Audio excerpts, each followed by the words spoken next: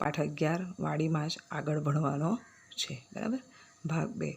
તો જુઓ, આગળ ભણીએ પણ પહેલાં જોઈ લઈએ કે ગયા વિડીયોમાં એક કળી અને ફૂલનું ચિત્ર દોરવાનું આવ્યું હતું, બરાબર. નીચે કળી અને તેના ફૂલનું ચિત્ર દોરેલું છે, જે તમારે જોઈને દોરવાનું છે, કાં તો ચોંટાડી પણ શકો છો તમારી નોટમાં.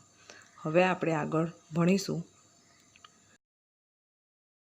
ચાલો થોડું વધારે જાણીએ. એટલે હજુ આપણને વધારે માહિતી આપે છે ફૂલો અને બગીચા અને વાડી વિશે. જો, શું તમે કોઈની ફૂલો વેચતા જોયા છે? બરાબર. તમારી આસપાસ કે બીજી ક્યાંય તમે ફૂલો વેચતા જોયા છે? જો તમારી આસપાસ કોઈ ફૂલો વેચનાર હોય તો તેમને આ પ્રશ્નો પૂછો અને લખો. જો, આ પ્રશ્નના જવાબ તમારે જાતે લખવાના છે. તમારી આજુબાજુ કોઈ ફૂલો વેચનાર હોય, તમારા મિત્રના કોઈ વાલી વેચતા હોય કે કોઈ દુકાને વેચતા હોય, બરાબર, તો એ પૂછીને તમારે અહીંયા જવાબ લખવાના છે. પણ તેમ છતાં હું તો સમજાવી લઉં છું, એટલે ધ્યાનથી સાંભળો. જો આજુબાજુ કોઈ તમારી આજુબાજુ ના રહેતું હોય કે ના મળતું હોય તો હું જે રીતે સમજાવું છું એ રીતે તમારે લખી દેવાનું રહેશે, બરાબર. જુઓ, તેઓ કયા કયા ફૂલો વેચે છે? તો મોટે ભાગે એ લોકો કયા ફૂલો વેચતા હોય? ગુલાબ, ગલગોટા, કમળ, મોગરો, જાસૂદ. તમે પેલા ફૂલોના હાર અને વેણી બનાવે છે એ દુકાને તમે જોયું હોય, બરાબર, કે મોટે ભાગે ગુલાબને રાતરાણી, ગલગોટા આવું બધું હોય છે, બરાબર. તો આમાંથી તમે ગમે તે લખી શકો. રાતરાણી, કરણ, ધતુરો, બરાબર. આ ફૂલોમાંથી 3 નામ આપણે અહીંયા લખવાના રહેશે. હું જે બોલે એમાંથી 3 નામ લખી દેવાના. બીજું, તેઓ આ ફૂલો ક્યાંથી લાવે છે? હવે વિચારો કે જે લોકો ફૂલો વેચે છે એમની જોડે ફૂલો આવે છે ક્યાંથી? એમને કંઈકથી લાવવા તો પડતા હશે ને, તો વેચતા હશે ને, તો એ ક્યાંથી લાવે છે? તો તમે જેને પૂછો એની જોડથી એ માહિતી લઈને તમારે લખવાનું છે. પણ આ તમને ખાલી સમજાવું છું.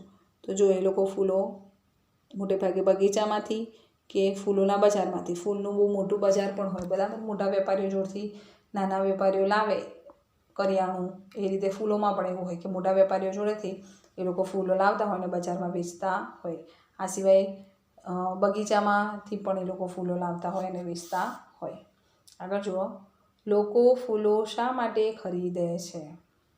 હવે જુઓ, ફૂલો વેચનારા ફૂલો વેચી પણ દે છે, ગમે ત્યાંથી લઈને વેચી દે છે, પણ લેનારા લે છે કેમ? એમ કે ફૂલો એ લોકો કેમ ખરીદે છે? તો ફૂલોનો ઉપયોગ શું છે? બરાબર. એ ઉપયોગ હોય એટલે ખરીદવા પડે. તો શું ઉપયોગ છે તમને ખબર જ હશે, બરાબર. પૂજા કરતા હોય એમાં ઉપયોગ પડતી હોય, સજાવટ માટે ઉપયોગ થતો હોય. જુઓ, લોકો પૂજા, ધાર્મિક વિધિ માટે, વિવિધ સજાવટ માટે, શણગાર માટે અને ભેટ આપવા માટે ફૂલો ખરીદે છે, બરાબર. તમે પણ ખરીદતા હોય. આપણું ઘર સજાવવું હોય, કોઈ બર્થડે હોય કે કોઈ તહેવાર હોય ત્યારે ઘર સજાવતા હોય, બરાબર. કોઈને ફૂલ ભેટ આપવી હોય ત્યારે પણ. તો એ રીતે પૂજાપાઠ માટે, શણગારવા માટે ફૂલોની જરૂર પડે છે, એટલે ફૂલો ખરીદે છે. આગળ જુઓ, ફૂલો વેચનારા ફૂલો કયા રૂપમાં વેચે છે? આ ચિત્ર જુઓ. તમે જોયેલા ફૂલોના રૂપ સામે ખરાની નિશાની કરો. હવે જુઓ, અહીંયા ફૂલો જે વેચનાર હોય છે કયા રૂપમાં? એ ફૂલોનું ખાલી છૂટા ફૂલ વેચી નથી દેતા કે લાઈન તોડીને વેચી નથી દેતા. એમાંથી શું શું બનાવે છે, કેવા કેવા રૂપ ધારણ કરાવે છે ફૂલોમાંથી અને વેચે છે, બરાબર. તો આમાંથી તમે જે આકાર, જે ફૂલોના રૂપ જોયા છે એની નીચે ખરાની નિશાની કરવાની છે, બરાબર. આ તમારે જાતે કરવાની છે કે આમાંથી તમે જે જોયું હોય એના ઉપર તમારે ખરાની નિશાની કરવાની છે. લગભગ બધાએ બધું જ જોયું હશે, બરાબર. આગળ જુઓ, પાન નંબર 85 પર. આ સિવાય ફૂલનું કોઈ બીજું રૂપ તમે જોયું છે? જુઓ, આના સિવાય આ જે 6 રૂપ આપ્યા છે ફૂલના, એના સિવાય જો તમે નવું કોઈ ફૂલનું રૂપ જોવું હોય તો તમારે લખવાનું છે, બરાબર.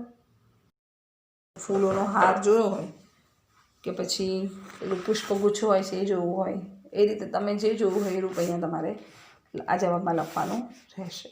આગળ જુઓ, કેટલાક ફૂલો અલગ અલગ રૂપમાં ઉપયોગ થાય છે. જેમ કે ગુલાબ અને ગલગોટો હાર બનાવવા ઉપયોગી છે અને છૂટક પાખડીઓ પણ વપરાય છે, બરાબર. કેટલાક ફૂલો એટલે કે બધા જ ફૂલો એક જ રૂપમાં વપરાતા હોતું નથી, એમ અલગ અલગ રૂપમાં વપરાય છે. જેમ કે ગુલાબ અને ગલગોટો છે એ તો તમે જોતા જશો, એ નોર્મલ છે, લગભગ બધા માળીઓની દુકાને હોય ગુલાબ અને ગલગોટાના હાર બનાવતા હોય. તમે લગ્નમાં પણ દુલ્હા દુલ્હનને પહેરાવે છે તો જોવું હોય, બરાબર, કે ગુલાબ અને ગલગોટાના હાર બનાવવામાં ઉપયોગી છે. અને છૂટક પાંખડીઓ પણ એ જે ફેરા ફરે લગ્નમાં તો આમ બધા નાખે છે, બરાબર, તો એ છૂટી પાંખડીઓ હોય છે. તો એ રીતે અલગ અલગ રૂપ હોય છે. આગળ જુઓ, આ અલગ અલગ રૂપના ફૂલોની કિંમત શોધી કાઢો. જુઓ, ફૂલોની કિંમત શોધવાની છે. તો આપણે એક ફૂલની લગભગ કિંમત કેટલી હોય તો 5 રૂપિયા. પછી હાર બનાવવાનો હોય, એમાં ફૂલનો ઉપયોગ વધારે થાય તો હારની કિંમત ફૂલ કરતાં વધારે હોય. એક જ ફૂલ હોય તો 5 રૂપિયા, 5 રૂપિયા મળી જાય તો હારની કિંમત 20 રૂપિયા. એટલે બધી જ વખત આટલી હોય એવું ના હોય, અત્યારે વધારે પણ હોય, બરાબર. તો એ રીતે તમે જો હાર લાવ્યા હોય અને તમને ખબર હોય કે અત્યારે ફૂલ કેટલાનું મળે છે, અત્યારે હાર કેટલાનું મળે છે, તો એ કિંમત તમે અહીંયા લખી શકો છો. એક પુષ્પગુચ્છ તમે જોવું હશે આપણે સ્કૂલમાં, બરાબર, પ્રસંગ હોય છે 15મી ઓગસ્ટ 26મી જાન્યુઆરી, ત્યારે જે મહેમાનોનું સ્વાગત કરે છે ત્યારે જે આપે છે એ પુષ્પગુચ્છ કહેવાય. એને જે શું કહેવાય? પુષ્પગુચ્છ. તો એ પુષ્પગુચ્છ કેટલાનું મળે છે એ અહીંયા કિંમત લખવાની રહેશે. લગભગ 50 રૂપિયા સુધીનું મળે, હાર 20 રૂપિયા સુધીનો, ફૂલ 5 રૂપિયા સુધીનું મળે, બરાબર. આ એની નોર્મલ કિંમત હોય છે. પણ અત્યારે હાલની કિંમત કેટલી છે એ તમારે જાણકારી મેળવીને લખવાનું રહેશે. આગળ જુઓ, ફૂલો વેચનાર પુષ્પગુચ્છ કે ફૂલોની જાળી કોઈની પાસેથી બનાવતા શીખ્યા છે? કોની પાસેથી? તો આ પ્રશ્ન આપણે તમને તમારી આજુબાજુ કોઈ ફૂલોવાળો હોય એને પૂછીને આ બધી માહિતી લખવાની છે, પણ આ મેં તમને સમજાવ્યું છે એટલે આ પ્રશ્ન પણ એને જ પૂછવાનો છે, બરાબર. તો જો એ તમને કોઈ વ્યક્તિ મળે ને પૂછીને તમે લખો તો બરાબર છે, પણ ના મળે તો લગભગ આ એમને ડાયરેક્ટ તો આવડે નહીં. એ પુષ્પગુચ્છ બનાવતા, ફૂલોનું જાળી બનાવતા કોઈની પાસે તો શીખ્યા જ હોય, બરાબર, વારસામાં. એમના પપ્પા જોડેથી શીખ્યા હોય, એમના દાદા જોડેથી શીખ્યા હોય, આ રીતે. હા, તેઓ પુષ્પગુચ્છ કે ફૂલોની જાળી બનાવતા તેમના વડીલો પાસેથી શીખ્યા હશે, બરાબર, શીખ્યા જ હોય, એમને એમ તો આવડે નહીં. વડીલો એટલે એમના પપ્પા, એમના દાખલા તરીકે તમને આવડે હાર બનાવતા તો તમે કોની પાસેથી શીખો? તમારા પપ્પા જોડથી, તમારા દાદા જોડથી. એ રીતે એ લોકો પણ શીખેલા હોય છે. એમનો ધંધો હોય છે જે પહેલેથી ચાલતો આવ્યો હોય છે, એટલે એમને આવડી જાય. આગળ જુઓ, તેમના કુટુંબના બીજા કોઈ સભ્યો આ કામ કરે તેવું તે ઈચ્છે છે, કેમ? બરાબર. હવે એ તો એમને પૂછીએ તો જ ખબર પડે. જો તમે પૂછો છો માહિતી કોઈની જોડથી લો છો તો આ પ્રશ્ન પણ એમને પૂછી લખી દેવાનો, બરાબર. મોટાભાગના ફૂલો વેચનારા ઈચ્છે જ કે એમના ઘરના સભ્યો પણ આવું કામ કરે, જે વારસામાં આવેલું હોય એટલે, બરાબર. ભણી ગણીને નોકરીઓ પણ કરતા હોય, પણ જો કોઈ ભણ્યું ના તો બધા વારસાનો જે પહેલેથી ધંધો કરતા આવ્યા છે એ ધંધો કરતા હોય છે, બરાબર. તો જુઓ, આ બધા જ પ્રશ્નો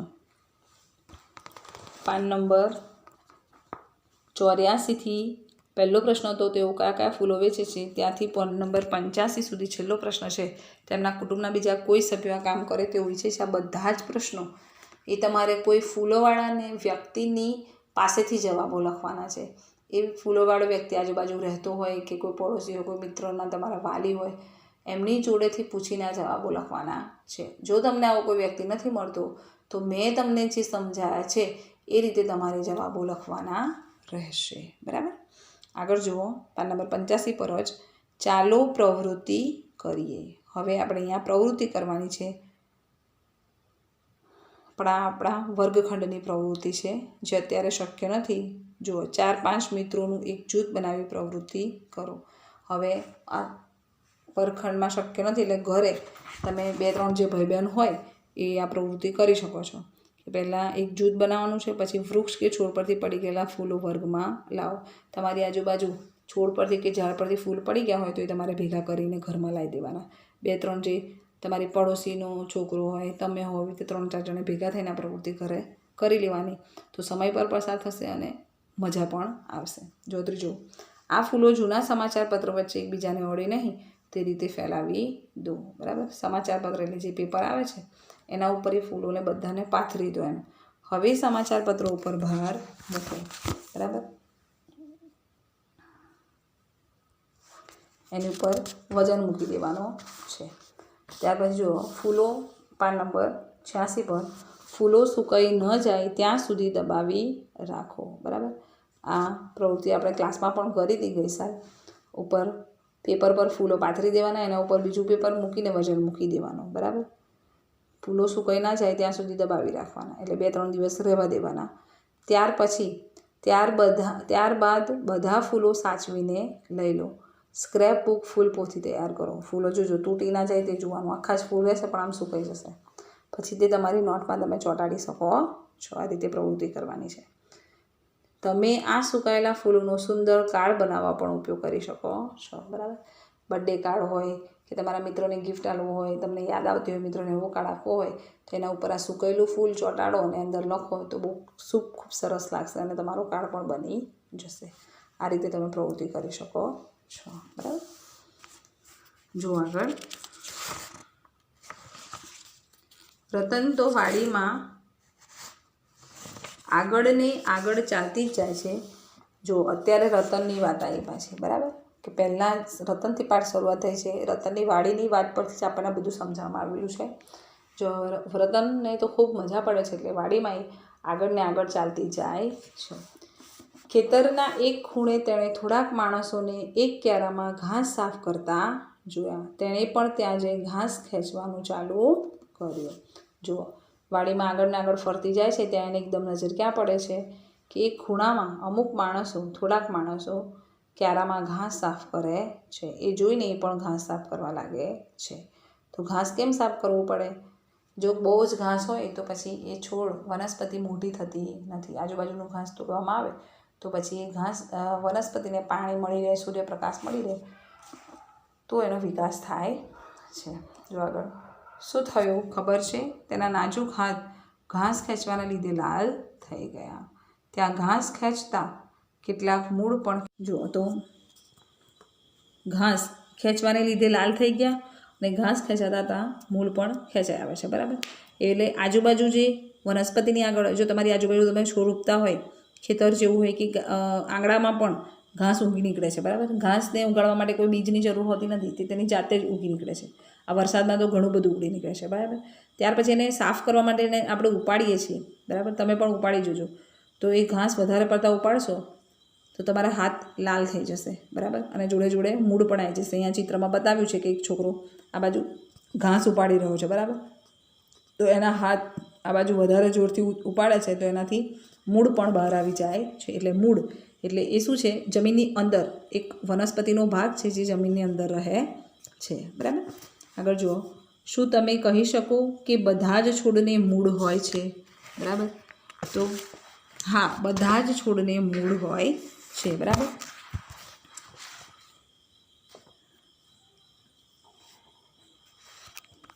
કેમ કે મૂળ વગર એક વનસ્પતિ ઉગી શકશે નહીં, બરાબર. જે જમીનની અંદર રહેતો ભાગ છે. આગળ જુઓ, તમારી આજુબાજુ થોડા વૃક્ષો અને છોડ જુઓ. તેમના મૂળ કેટલા ઊંડા અને ફેલાયેલા છે અનુમાન કરો, બરાબર. આ તમારી આજુબાજુ તમારે જોવાનું છે અને એ વૃક્ષો અને છોડ જુઓ, તેમના મૂળ કેટલા ઊંડા અને ફેલાયેલા છે અનુમાન કરો, બરાબર. આ વૃક્ષો કેટલા ફેલાયેલા છે,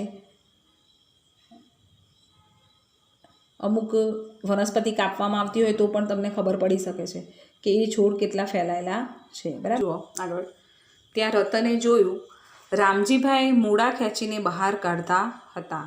રતને રામજીભાઈને પૂછ્યું તો તેમણે કહ્યું, બેટા, આ મૂળા છે અને તે પણ મૂળ જ છે. ત્યાં અચાનક એકદમ વરસાદ શરૂ થયો. ભારે પવન સાથે વરસાદ હોવા છતાં ખેતરના કિનારે ઊભા વૃક્ષો તો અડીખમ ઊભા હતા. જુઓ, ત્યાં રતન રામજીભાઈ એટલે કે એના દાદાને પૂછે છે કે મૂળા ખેંચીને બહાર કાઢતા હતા એના દાદા. તો રતન તેમને પૂછે છે કે આવું કેમ એમ? તો કહે છે કે બેટા, આ મૂળા છે ને તે પણ મૂળ જ છે, એમ એક જાતનું મૂળ જ છે. તો મૂળ કેટલા ઊંડા ફેલાયેલા હોય છે તેની માહિતી રામજીભાઈ રતનને આપે છે. ત્યાં અચાનક એકદમ વરસાદ શરૂ થાય છે. ખેતરમાં ભારે પવન સાથે વરસાદ આવે છે. તેમ છતાં ખેતરના કિનારા પર જે વૃક્ષો છે તે અડીખમ ઊભા જ રહે છે. વૃક્ષોને કોઈ નુકસાન થતું નથી. તો એવું કેમ કે એટલા બધા ભારે પવનથી વરસાદ આવવા છતાં વૃક્ષોને કોઈ નુકસાન નથી થતું, બરાબર. વૃક્ષો કેમ અડીખમ ઊભા રહે છે, બરાબર, એ સમજવાનું છે. તો જુઓ, ભારે પવન હોવા છતાં વૃક્ષ કેમ પડ્યું નહીં? અનુમાન કરો. એ તમારે અનુમાન કરવાનું છે કે ભારે પવન હતો તેમ છતાં વૃક્ષ કેમ પડતું નથી. તો વૃક્ષને જકડી રાખવાનું, વૃક્ષને ઊભું રાખવાનું કામ કોણ કરે છે? મૂળ. બરાબર. મૂળ જેટલા જ મજબૂત છે એટલું વૃક્ષ પણ અડીખમ ઊભું રહી શકે છે, ટટાર ઊભું રહી શકે છે. બરાબર. જો અતિશય ભારે પવન હોય તો વૃક્ષ પડી શકે છે, કે જૂનું વૃક્ષ હોય, તેના મૂળ નબળા થઈ ગયા હોય, તેને જો એવું પોષણ ના મળતું હોય તો એ વૃક્ષ પડી શકે છે. પણ એ વૃક્ષને ઊભું રહેવાનો આધાર શું છે? તેના મૂળ. બરાબર. બધા જ વૃક્ષને, બધા જ છોડને, બધી જ વનસ્પતિઓને મૂળ આવેલા હોય છે, કેમ કે મૂળ જ તેમનો આધાર છે. જે પાણી વનસ્પતિને પાવામાં આવે છે, નાખવામાં આવે છે, તે મૂળ દ્વારા જ આખા જ છોડને, આખા જ વૃક્ષને પાણી મળતું હોય છે. જો જવાબમાં આવી રીતે લખી શકાય, ભારે પવન હોવા છતાં વૃક્ષ કેમ પડ્યું નહીં? અનુમાન કરો. તમારે જ અનુમાન કરવાનું છે, પરંતુ સમજાવી દઉં છું અને જવાબ લખવાનું હશે પીડીએફમાં. જો વૃક્ષની જમીન પર ઊભું રહેવા માટે મૂળ આધાર આપે છે. આમ મૂળ એ વૃક્ષને જમીન સાથે જકડી રાખે છે. ભારે પવન હોવા છતાં જમીનમાં રહેલા વૃક્ષના મૂળના આધારને કારણે વૃક્ષ પડ્યું નહીં. બરાબર.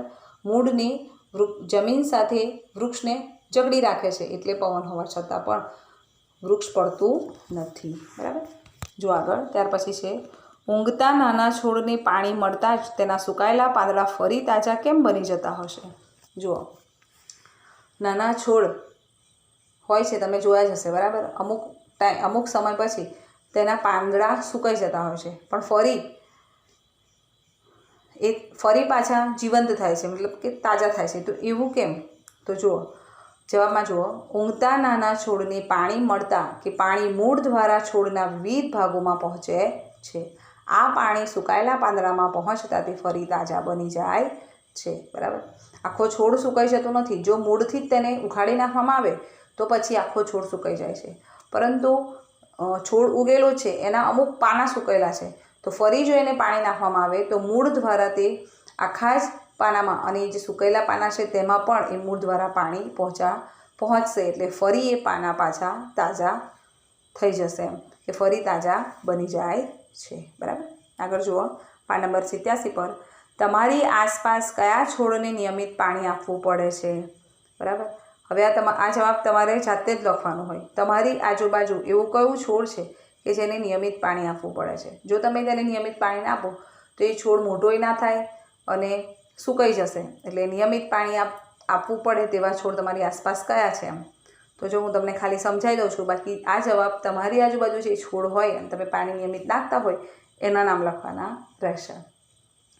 તો જો, અમારી આસપાસ ઉગેલા તુલસી, ગુલાબ, ગલગોટો, કરેણ તથા બારમાસીના છોડને નિયમિત પાણી આપવું પડે છે. જો તુલસી, ગુલાબ જેવા છોડને રોજ આપણે પાણી આપવું પડે, નહીં તો એ સુકાઈ જાય. આ ઉપરાંત કુંડા હોય, જે છોડ કુંડામાં ઉગાડેલા હોય તે છોડને નિયમિત પાણી આપવું પડે. બરાબર.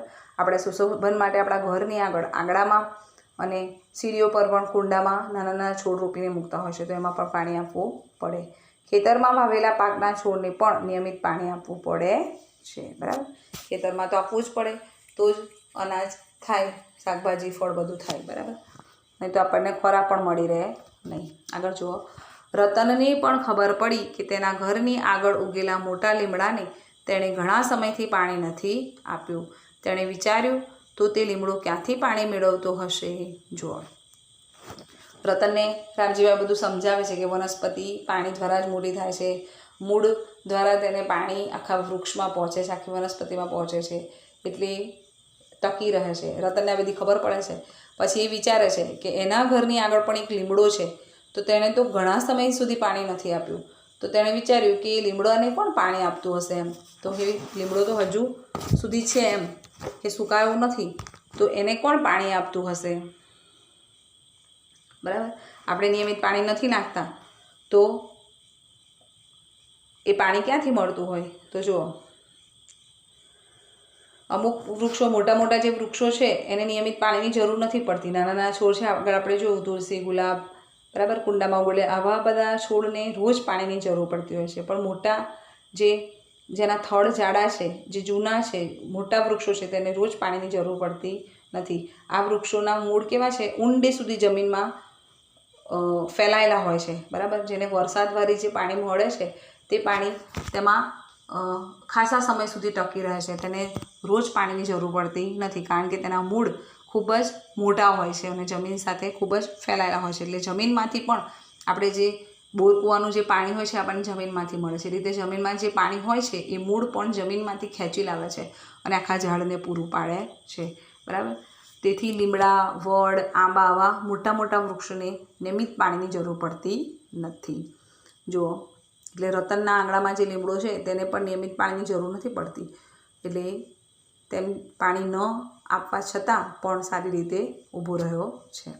આગળ જો પ્રશ્ન છે, તમારી આસપાસના કયા વૃક્ષને નિયમિત પાણીની જરૂર નથી? તે પાણી ક્યાંથી મેળવે છે?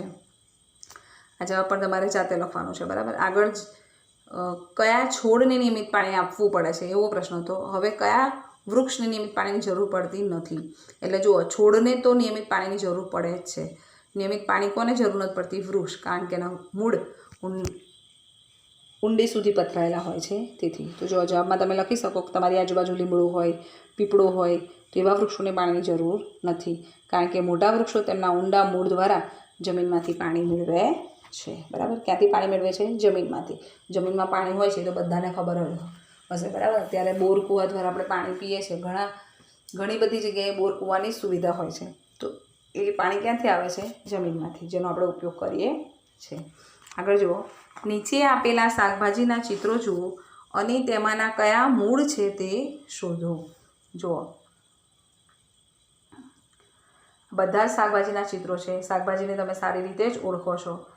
એમાંના કયા મૂળ છે? આ મૂળ તો બધાને જ હોય, પણ અહીંયા એવું બતાવવામાં આવ્યું છે કે જમીનની અંદર જે શાકભાજી થાય છે એને મૂળ કહેવામાં આવેલું છે, અને જે જમીનની બહાર જે છોડ હોય છે કે વૃક્ષ હોય છે કે વેલા હોય છે, બરાબર, એ વનસ્પતિની વાત છે. જ્યારે જે બહાર છોડ ઉગતા નથી, જમીનની અંદર થાય છે, બરાબર, એને મૂળ કીધા છે.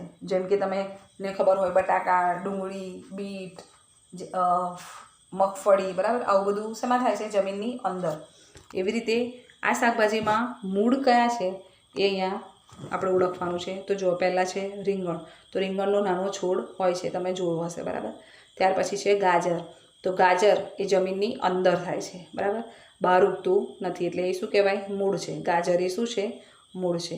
ત્યાર પછી છે કાકડી હોય કે દૂધી હોય, જે આપણે ચિત્રમાં દેખાતું હોય તે. તો એ પણ જમીનની બહાર થાય, ઉપર થાય છે, એનો વેલો થાય છે. ત્યાર પછી છે ફ્લાવર. તો ફ્લાવરનું પણ છોડ હોય છે, તમે જોયો હોય તો. ત્યાર પછી છે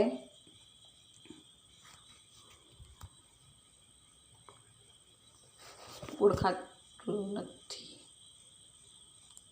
આ જે છે તે પણ શું થાય છે? શાકભાજી એનું છોડ થાય છે, બરાબર. ત્યાર પછી છે મૂળો. તો મૂળો એ ક્યાં થાય છે? જમીનની અંદર, બરાબર. એટલે આને પણ આપણે લખીશું કે આ મૂળ છે. ત્યાર પછી ટામેટું, જેને છોડ હોય છે, બરાબર. ત્યાર પછી કાકડી જેવું જ છે, તેને પણ નાના નાના છોડ હોય છે, બરાબર. ત્યાર પછી છે બીટ. તમે કચુંબરમાં ખાતા હોય તો બીટ એ પણ એક મૂળ છે, તે જમીનની અંદર થાય છે. અને ત્યાર પછી છે કોબીજ. કોબીજને છોડ હોય છે, તે જમીનની અંદર થતું નથી. એટલે આપણને પ્રશ્નમાં એવું પૂછ્યું છે કે ચિત્ર જુઓ, શાકભાજીના ચિત્ર જુઓ અને તેમાંના કયા મૂળ છે, એટલે કે જમીનની અંદર જે થતા હોય તે. તો જુઓ, ગાજર, મૂળો અને બીટ, આ ત્રણ વસ્તુ શું છે? મૂળ છે, બરાબર. જે તેની નીચે તમારે લખી દેવાનું છે કે આ મૂળ છે. જો હવે આગળ, રતનને હવે છોડ વિશે વધુ ને વધુ પ્રશ્નો થવા લાગ્યા. રતન એના દાદા બધું સમજાવે છે ખેતર વિશે, વનસ્પતિ વિશે, એટલે હજુ એને વધારે જાણવાની મન થાય છે, વધારે જાણવાની જિજ્ઞાસા થાય છે, એટલે વધારે પ્રશ્નો થાય છે. તો હવે એ દાદાને પ્રશ્ન શું કરે છે? જુઓ, તેણે શાળાની દિવાલમાંથી છોડને ઊંઘતા જોયું. તેને આશ્ચર્ય થયું. તેણે વિચાર્યું. જો ચિત્રમાં જુઓ, દિવાલ ચણેલી છે આખી, અને દિવાલની અંદરથી નાનો છોડ થયેલો છે, બરાબર. તો રતનને નવાઈ લાગે છે કે આવી રીતે દિવાલની અંદર કેવી રીતે છોડ થાય? એમ જમીનની અંદર કે નીચે આપણે રોપીએ છીએ ત્યારે છોડ તો થાય છે, તો દિવાલની અંદર કેવી રીતે છોડ થાય છે? મને પ્રશ્ન થાય છે. તો જુઓ, આ છોડના મૂળ કેટલા ઊંડા જતા હશે? તો આવું કેમ થાય છે? પહેલાં તો એમ વિચારો, બરાબર. તમે પણ જોયું હશે કે જૂની દિવાલ હોય, બંધ ઘર હોય, કૂવાની દિવાલ હોય, આવી જગ્યાએ નાના નાના છોડ ઉગતા હોય છે, બરાબર. તો હવે જે મોટી મોટી વનસ્પતિ છે એના મૂળ છેક જમીન સુધી વિસ્તરેલા હોય છે. તો એવી રીતે આવા છોડના જો મૂળ એટલા બધા ફેલાય તો દિવાલ ટકી શકે નહીં. એટલે પહેલો પ્રશ્ન છે કે આ છોડના મૂળ કેટલા ઊંડા જતા હશે? તો એ ઊંડા જતા નથી, એ સીમિત જ હોય છે. આ છોડના મૂળ દિવાલમાં જડેલી ઈંટો હોય છે, ઈંટોના પોલાણમાં જ જતા હોય છે, ખૂબ ઊંડે સુધી જતા નથી. બરાબર. જો જવાબમાં આવું કહી શકાય કે આ છોડના મૂળ દિવાલમાં જડેલી ઈંટોના પોલાણમાં જતા હશે, ખૂબ ઊંડે સુધી નહીં જતા હોય. બરાબર. જ્યાં સુધી ઈંટ છે, ઈંટમાં પોલું પડતું હોય ત્યાં સુધી જતા હોય છે. જો બહુ ઊંડે સુધી જાય તો પછી દિવાલ તૂટી જાય. બરાબર, કે તિરાડ પડી જાય. આ પ્રશ્નમાં જવાબમાં જગ્યા છે નહીં, આપણે આ પ્રશ્નનો જવાબ પીડીએફમાં લખવાનો આવશે. આગળ જુઓ, મૂળને પાણી કેવી રીતે મળતું હશે? તો મૂળને પાણી કેવી રીતે મળતું હશે? તો આ જે દિવાલમાં કે ગમે ત્યાં તમે જોયા હોય, કૂવાની દિવાલ હોય કે જૂના ઘર બંધ હોય એમાં, એને પાણી કેવી રીતે મળે છે? તો આવી રીતે છોડ ઉગી જાય છે. બરાબર. તો એ ચોમાસામાં જે વરસાદ પડે છે અને એ વરસાદથી દિવાલો ભીની થાય છે અને જે ઈંટમાં જે ભેજ રહેલો હોય છે એના દ્વારા એ મૂળને પાણી મળે છે અને વનસ્પતિ ઉગી નીકળે છે. ચોમાસામાં વરસાદ પડવાથી દિવાલ પાણીથી પલળે છે અને દિવાલની ઈંટોનો ભેજ રહે છે. આ ભેજમાંથી મૂળને પાણી મળી રહે છે. બરાબર. આગળ જુઓ, પાન નંબર 88 પર, આ છોડ કેટલા મોટા થતા હશે? તો આ છોડ બહુ મોટા થતા નથી. દિવાલની ઈંટોમાં ભેજ હોય અને છોડને પાણી મળી રહે ત્યાં સુધી આ છોડની વૃદ્ધિ થાય છે. તે પછી છોડ સુકાઈ જાય છે. બરાબર. દિવાલમાં જ્યાં સુધી ભેજ રહે તો એ ભેજ જ્યાં સુધી રહે ત્યાં સુધી એ મૂળમાંથી એ છોડને પાણી મળતું હોય છે. પછી જો એ ભેજ સુકાઈ જાય ત્યાર પછી એને પાણી મળવાનું બંધ થઈ જાય એટલે પછી એ છોડ મોટો થતો નથી, સુકાઈ જાય છે. એટલે સુધી મોટા થાય છે, વધારે મોટા થતા નથી. આગળ જુઓ, આ દિવાલનું શું થતું હશે? તો આ દિવાલમાં છોડના ઉગવાથી તેમાં ભેજનું પ્રમાણ વધે છે અને લાંબા ગાળે દિવાલ નબળી પડે છે. બરાબર. તમે જોવું હશે કે દિવાલને તિરાડ પડી જતી હોય, બહુ જૂની હોય તો દિવાલ પડી પણ જતી હોય છે. એટલે એ દિવાલ વધારે ટકી શકતી નથી. આગળ જુઓ, ચિત્રમાં આપેલા છોડનું નામ તમે કહી શકો. આગળ જે આપણે ચિત્ર જોયું તે છોડનું નામ તમે કહી શકો. બરાબર. તો ચિત્રમાં આપેલા છોડનું નામ પીપળો છે. બરાબર. એટલે આ બહુ મોટું થાય નહીં. પીપળો તો બહુ મોટું જ આવે પણ આમાં મોટું થવાની શક્યતા છે નહીં. એટલે એ વૃક્ષ છે પણ અંદર નાનું થયું છે એટલે છોડ આપણને નામ કહેવામાં આવ્યું છે. ચિત્રમાં આપેલા છોડનું નામ પીપળો છે. બરાબર. એટલે આ બહુ મોટું થાય નહીં. પીપળો તો બહુ મોટું જ આવે પણ આમાં મોટું થવાની શક્યતા છે નહીં. એટલે એ વૃક્ષ છે પણ અંદર નાનું થયું છે એટલે છોડ આપણને. બરાબર. આગળ જુઓ, તમે આવી રીતે દિવાલની તિરાડમાંથી છોડ ઊગતો જોયો છે? ક્યાં જોયો છે? તમને કયા કયા પ્રશ્નો થયા? આ પ્રશ્નોના જવાબ તમારા વડીલો પાસેથી જાણીને નોંધો. હવે આ પ્રશ્ન તમારે જાતે લખવાનો છે. અહીંયા જે જગ્યા આપી છે, જો તમે આવી રીતે દિવાલમાં ઉગેલો કે કૂવાની દિવાલમાં કે ક્યાંય એવો છોડ જોયો છે તો તમારે અહીંયા જવાબ લખવાનો છે કે હા મેં અહીંયા જોયો છે. તો ક્યાં જોયો છે એ પણ લખવાનું છે અને એ જોઈને તમને શું પ્રશ્ન થયો એ તમારા વડીલને, તમારા દાદા દાદી પપ્પા મમ્મીને તમારે પૂછી જવાનું છે. બરાબર. એ લખવાની જરૂર નથી જવાબ, ખાલી ક્યાં જોયું છે એ જ લખવાનું છે. પરંતુ એ જોઈને તમને શું થયું, કેવા પ્રશ્નો થયા એનો જવાબ તમારા વડીલ પાસેથી તમારે મેળવવાનો રહેશે. આગળ જુઓ, રતને ખેતરના શેડે એક મોટું ઝાડ રોડ પર પડેલું જોયું ચિત્રમાં. રતન હવે ખેતરના શેડ એટલે કિનારો જશે, એક બાજુ ખૂણા જેવું હોય ત્યાં એક ઝાડ પડેલું જોવે છે. રોડ પર એક ઝાડ પડેલું જોવે છે. તો જુઓ ચિત્રમાં ઝાડ પડી ગયું છે તો એના મૂળ દેખાય છે. તેને તેની શાળાનું લીમડાનું વૃક્ષ યાદ આવ્યું. એને શાળા પર જે લીમડાનું વૃક્ષ છે તેની યાદ આવી જાય છે. શેડે પડેલા વૃક્ષના થોડા તૂટેલા મૂળ તે જોઈ શકતી હતી. તેણે વિચાર્યું, જો એ આ ઝાડ પડેલું જોવે છે એટલે એને લીમડો યાદ આવે છે અને એ ઝાડના મૂળ દેખાય છે એટલે એ શું એને વિચાર આવે છે. કેવો વિચાર આવે છે? જુઓ, આ વૃક્ષને કોઈએ ઉખાડ્યું હશે કે તે જાતે જ પડી ગયું હશે. હવે એને વિચાર આવે છે કે આ વૃક્ષ જે છે એની જાતે જ પડી ગયું હશે. તો આવું વૃક્ષ જોરદાર પવન સાથે નીચે પડી શકે છે. બરાબર. ચિત્રમાં વૃક્ષને જોતા એ વાવાઝોડાથી કે ભારે પવનથી ઉખડી ગયું હોય, એની જાતે જ ઉખડી ગયું હોય તેવું દેખાય છે. બરાબર, કાપેલું વૃક્ષ હોય તો મૂળ આવે નહીં, પણ મૂળની સાથે જ નીકળેલું દેખાય છે એટલે એની જાતે પડેલું છે. બરાબર, ભારે પવન કે વરસાદમાં પડેલું છે. જો આગળ, આ વૃક્ષ કેટલું જૂનું હશે? તો આ વૃક્ષના મૂળના વિસ્તારને જોતાં તે જણાય છે કે ઘણું જ જૂનું છે. બરાબર, ઘણું જ જૂનું છે એટલે જ તે પડી જાય છે. જો બહુ જૂનું ના હોય તો મૂળ સાથે તે એની ક્ષમતા હોય જકડી રાખવાની, પવન હોય તો પણ ના પડે, પણ ઘણું જ જૂનું હોવાથી તે પડી જાય છે. આગળ જુઓ, શેઢા પરના પથ્થરોની વચ્ચે આ વૃક્ષ પાણી ક્યાંથી મેળવતું હશે? શેઢા એટલે ખેતરનો જે કિનારો છે ત્યાં પથ્થર હોય છે, ત્યાં આ વૃક્ષ હોય છે. તો એ પથ્થરોની વચ્ચે આ વૃક્ષને પાણી કેવી રીતે મળતું હશે? એવું પણ રતનને પ્રશ્ન થાય છે. તો આ વૃક્ષના મૂળ જમીનમાં ઊંડે સુધી વિસ્તરેલા જોવા મળે છે. તેથી આ વૃક્ષ જમીનની અંદરથી મૂળ દ્વારા પાણી મેળવતું હશે. આપણે આગળ જોયું એમ મોટા મોટા વૃક્ષો, લીમડો, વડ, આંબા જેવા વૃક્ષો જમીનમાંથી પાણી મેળવે છે, એમાં આ વૃક્ષ પણ જમીનમાંથી પાણી મેળવતું હશે. આગળ જુઓ, ચાલો વાત કરીએ. તમારા વિસ્તારમાં કયા વૃક્ષ જૂના છે? તે કેટલા જૂના છે? તમારા વડીલો પાસેથી જાણો.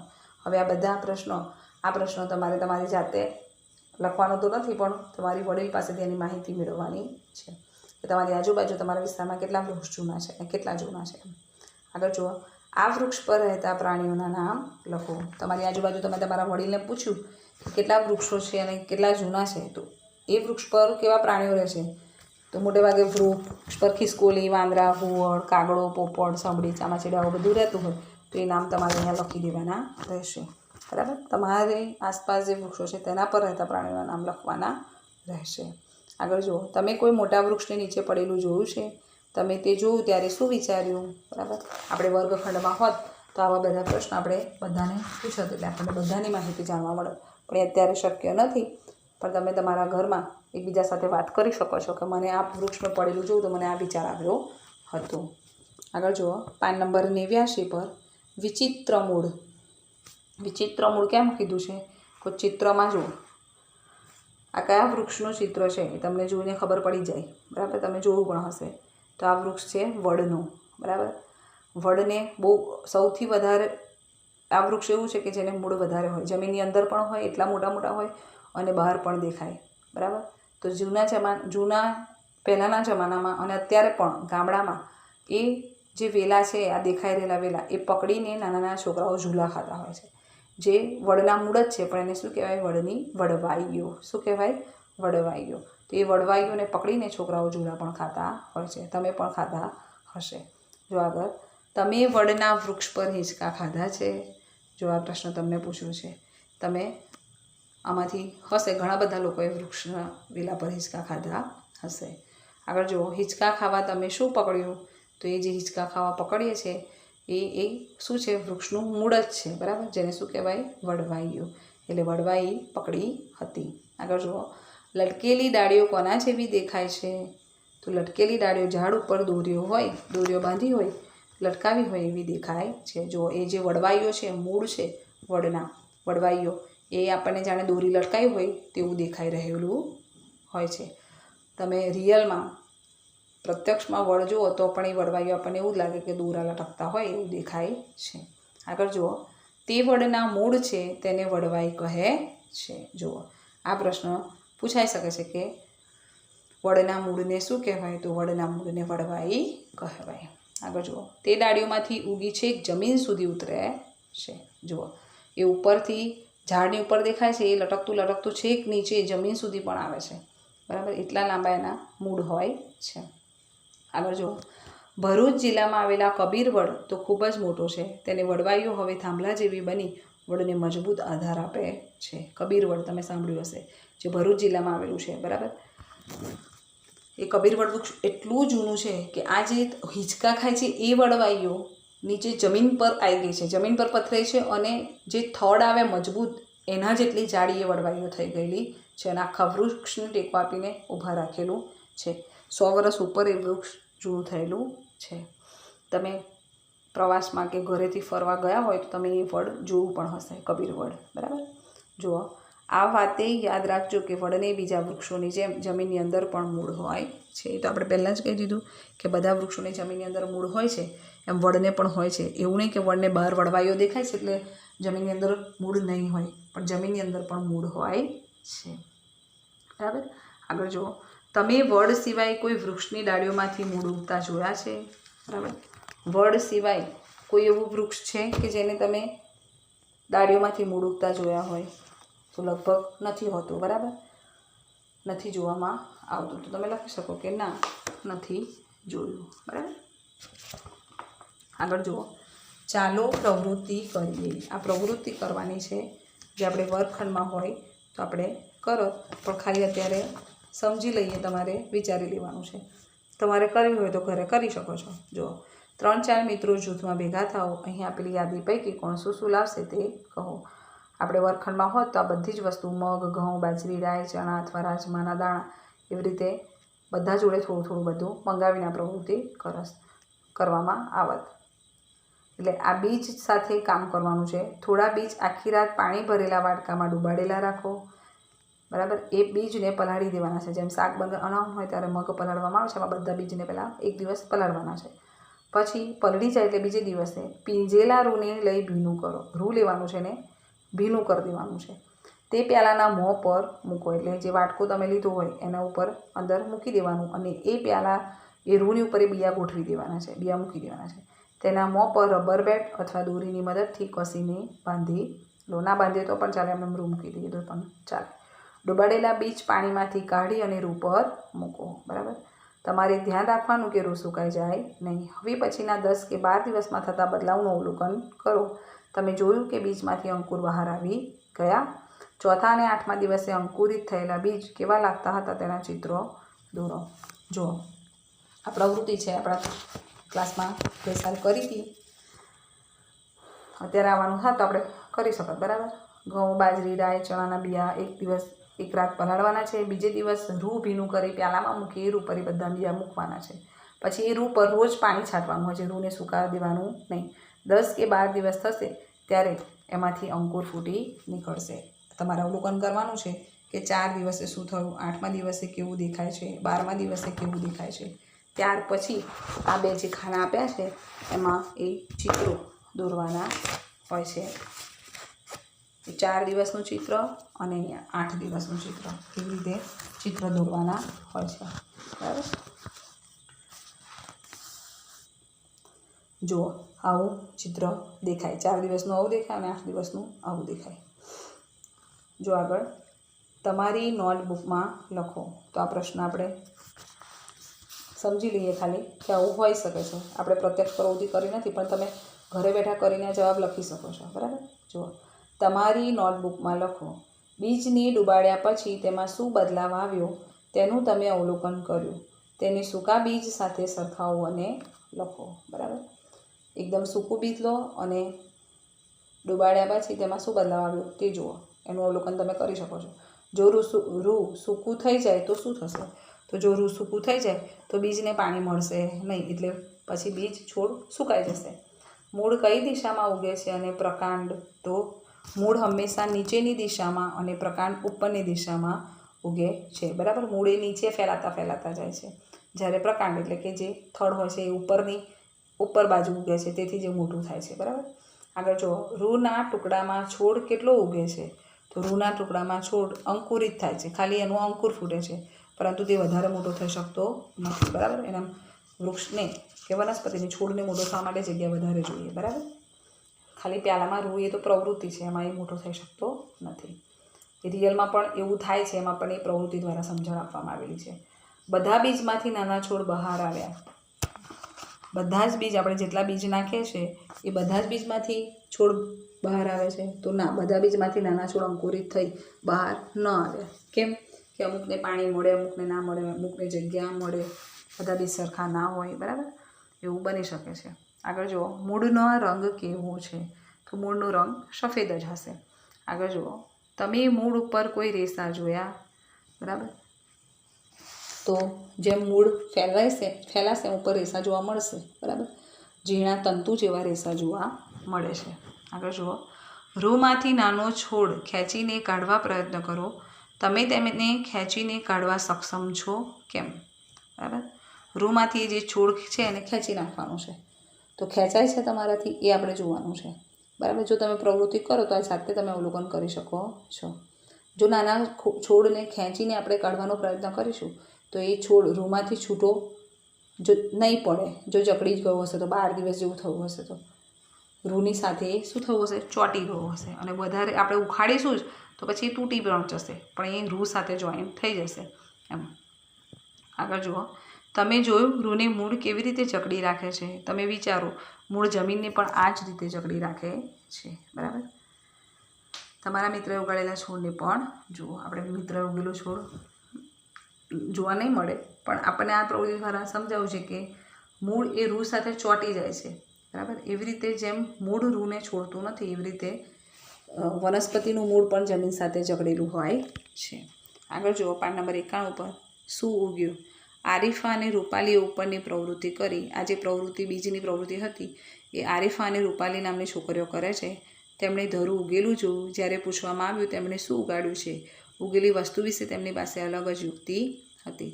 પછી એમને પૂછવામાં આવે છે, એટલે આ વર્ગખંડમાં થયેલી પ્રવૃત્તિ છે. આપણે પણ આવી પ્રવૃત્તિ કરી શકીએ છીએ જો હોત તો. આરીફા એવું કહે છે કે એણે પાંદડા, લીંબોળી, કળી, કુરકુરિયું, ખીલીઓ, માછલી, બરાબર, આ બધું ઉગાડ્યું હતું. જ્યારે રૂપાલીની યાદીમાં ચાંદો, વૃક્ષ, વાળ, તરબૂચ, મચ્છર, કાગડો છે. જો ઉગેલી વસ્તુ વિશે તેમની પાસે અલગ જ યુક્તિ, એ અલગ વિચારથી, અલગ યુક્તિ દ્વારા આવું બધું બોલે છે. કંઈ ચાંદો ઓછો ઉગાય, ખીલીઓ ઓછી ઉગાય, પણ એવું આપણને ખાલી બતાવવામાં આવ્યું છે. તો જુઓ, તમે શું વિચારો છો? આરીફા અને રૂપાલીની યાદીમાંથી કઈ વસ્તુઓ ઉગશે? બરાબર. તો આરીફાની યાદીમાં લીંબોળી ઉગે, કળી ઉગે, બરાબર, કુરકુરિયું, ખીલીઓ અને માછલી ઉગશે નહીં. જ્યારે રૂપાલીની યાદીમાં ચાંદો ઉગે નહીં, વૃક્ષ પણ મોટા ના થાય પણ થોડા ફૂટે, એ ના ઉગે, વાડ ના ઉગે, બરાબર, મચ્છર ના ઉગે, કાગડો ના ઉગે, તરબૂચ પણ ના ઉગે. તમે જે વસ્તુઓ ઉગે તેની તમારી પોતાની યાદી કેમ નથી બનાવતા? એમ આપણે આવી પ્રવૃત્તિ તમે કરી હોય તો તમે આ તમારી યાદી પણ બનાવી શકો છો. બરાબર. આ પ્રવૃત્તિ કરવી હોય તો આરીફા અને રૂપાલી જે વસ્તુઓ લે છે એની ઉપયોગ દ્વારા તમે કરી શકો છો. આગળ જુઓ. તમારા વિશે વિચારો. સમયની સાથે સાથે તમારામાં પણ કેટલા બદલાવ આવ્યા છે. તમે કોઈ રીતે વધ્યા છો. ઉદાહરણ તરીકે, બરાબર, જેમ વનસ્પતિને પાણી નાખવાથી નાનામાંથી મોટો થાય છે એ રીતે તમે પણ તમારું વિચારો કે તમારામાં કોઈ બદલાવ આવ્યો છે. તમે એકદમ નાના હતા, 6 મહિનાના હતા ત્યારે ખાતા નહોતા, પછી વર્ષના ખાતા થયા, પછી ચાલતા થયા, બોલતા થયા, કેજીમાં ભણતા થયા, એવી રીતે ધીરે ધીરે નાનામાંથી મોટા થયા. અત્યારે તમે 4થા ધોરણમાં આવી ગયા, બરાબર, એટલે તમે 9 વર્ષના થઈ ગયા. અત્યારે તમે મસ્તી કરી શકો છો અને બધાને હેરાન બી કરી શકો છો. આટલા બધા તમારામાં બદલાવ આવ્યા છે. બરાબર. તમારી ઊંચાઈ વધી, બરાબર, તો છેલ્લા 1 વર્ષમાં તમે કેટલા ઊંચા થયા તો એ તમારે જોવાનું છે કે 3જા ધોરણમાં હતા ત્યારે તમે 4 ફૂટના હોય, અત્યારે તમારી 4 ફૂટને 2 ઇંચ થયું હોય તો તમે 2 ઇંચ વધ્યા કહેવાય. પછી તમે તમારા નખ ક્યારેય કાપ્યા ન હોય એવું અનુમાન કરો તો તે કેવા દેખાય છે? તમારા નખ દ્વારા પણ તમે અનુમાન કરી શકો છો. તમે આજે જ કાપો, કેટલા દિવસમાં વધી જાય છે, બરાબર. તો આ બધું શું છે? જેમ વનસ્પતિમાં વૃદ્ધિ થાય છે એમ આપણામાં પણ વૃદ્ધિ થાય છે, બરાબર. જે સજીવ છે, જેનામાં જીવ છે, એ બધાની વૃદ્ધિ થાય છે. તે નાનામાંથી મોટું થઈ શકે છે. નિર્જીવ, જેનામાં જીવ નથી, જેમ કે ટેબલ, ખુરશી, ડસ્ટર, આ બધું મોટું થતું નથી, બરાબર. વનસ્પતિ, માણસો, પક્ષીઓ, પ્રાણીઓ, આ બધું નાનામાંથી મોટું થાય છે, બરાબર. તે બતાવતું તમારી આંગળીનું ચિત્ર તમારી નોટબુકમાં અહીંયા પતે છે, બરાબર. તમને પાઠમાં સમજણ ના પડી હોય તો તમે પૂછી શકો છો, બરાબર. અને અંદર તમારે જે વિચારીને પ્રશ્નો લખવાના છે એ તમારે જાતે જ લખવાના રહેશે. તમને ખાલી કળી અને જે 4 દિવસનું બીજ, 8 દિવસનું બીજ, એનો ફોટો બતાવવામાં આવશે, પણ તમારા નખ કેટલા વધે છે ના કાપો તો એ ચિત્ર તમારે જાતે દોરવાનું રહેશે. Okay, thank you.